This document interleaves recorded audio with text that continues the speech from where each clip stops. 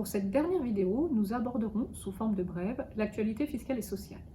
Parmi les différentes mesures en fiscalité qui ont noté notre attention pour 2021, on peut signaler la suppression de l'enregistrement obligatoire de certains actes intéressant le droit des sociétés, tels que pour les augmentations et réductions de capital. Autre disposition, intéressant cette fois-ci les particuliers, la suppression progressive de la taxe d'habitation sur la résidence principale, et ce, quels que soient les revenus du contribuable. Cette réforme avait été amorcée par la loi de finances de 2018 et se poursuit. En effet, à compter de 2021, l'exonération sera de 30%, puis de 65% en 2022, et enfin, une exonération complète pour tous les contribuables en 2023. Concernant l'actualité sociale, voici quelques chiffres clés au 1er janvier 2021. Le nouveau SMIC est de 10,25 €. Le plafond mensuel de la sécurité sociale n'a pas changé par rapport à 2020 et reste donc à 3 428 €. Également, les limites d'exonération de l'URSSAF concernant les frais de repas sont de 6,70 € pour les repas en entreprise, de 9,40 € pour les repas pris hors restaurant lors de déplacements professionnels et de 19,10 € pour les repas pris au restaurant lors d'un déplacement professionnel. Pour les entreprises qui ont mis en place les tickets restaurants, la limite d'exonération est de 5,55 €. Dernier chiffre clé, la gratification horaire limite pour ne pas être soumis à cotisation est de 3,90 €. Passons maintenant à l'obligation d'emploi des travailleurs handicapés. Les entreprises de plus de 20 salariés ont une obligation d'emploi des travailleurs handicapés, dite OETH.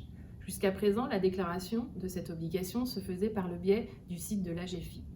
À compter de l'obligation 2020 payable en 2021, la déclaration devra se faire par le biais de la DSN du mois de février N+1. À titre dérogatoire, la déclaration 2020 devra se faire via la DSN du mois de mai 2021 pour l'échéance du 5 ou 15 juin 2021. Le paiement sera effectué auprès de l'URSSAF et non plus de l'AGFIP. Signalons également un nouveau calendrier pour le paiement de la contribution unique à la formation professionnelle et à l'alternance. Celui-ci est applicable pour la contribution 2021. Pour les entreprises de moins de 11 salariés, un acompte de 40% devra être versé pour le 15 septembre 2021 et le solde sera à payer pour le 1er mars 2022. Pour les entreprises de plus de 11 salariés, la contribution sera à régler en 3 fois. Un premier acompte de 60% au 1er mars 2021, un deuxième acompte de 38% au 15 septembre 2021 et le solde au 1er mars 2022. Pour rappel, au 1er mars 2021, les entreprises devront s'acquitter de leur contribution 2020, soit le solde de cette dernière pour les plus de 11 salariés, soit la contribution intégrale pour les moins de 11 salariés.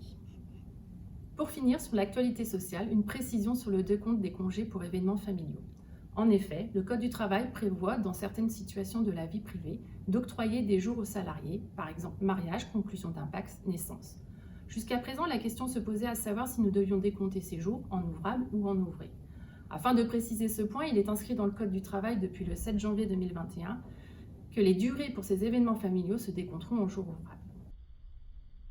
Merci à vous d'avoir suivi nos vidéos. Nous espérons que la loi de finances pour 2021 n'a plus de secret pour vous. N'hésitez pas à nous envoyer vos questions par mail à contact@bdsassociés.fr. Nous y répondrons avec attention. À bientôt.